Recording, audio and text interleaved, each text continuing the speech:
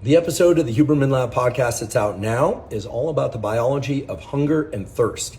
We also talk about the biology of modern medications for the treatment of obesity, such as Ozempic, Mounjaro, and similar. And of course, we also discuss their side effects.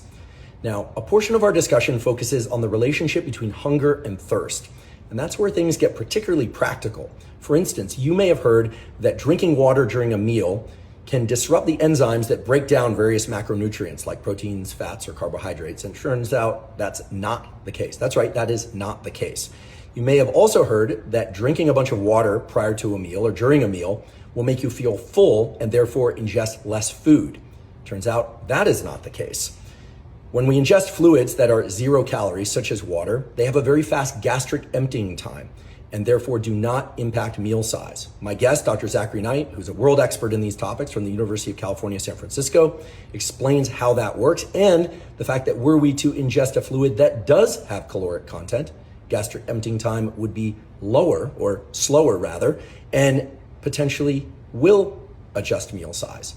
Now, in addition to this, it's important to know that hydration and food intake are related in the following way.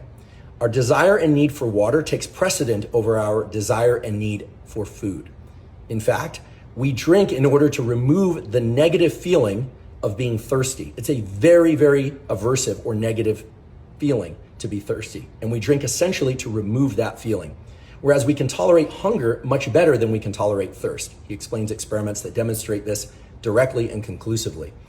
However, if you go into a meal and you happen to be thirsty and you ignore the fluids in front of you, or you go into a meal and there are no fluids available, you will, because of the precedent that thirst takes over hunger, tend to ingest more food than you need in order to try and get those fluids to hydrate.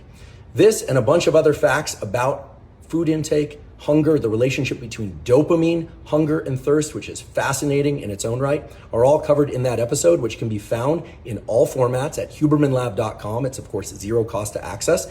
And if you don't have time to listen to the entire episode, it is time-stamped in detail so that you can navigate quickly to the topics most of interest to you. Again, you can find the episode at hubermanlab.com. Meanwhile, if you have any questions about this or related topics, please put those in the comment section below this post. And as always, thank you for your interest in science.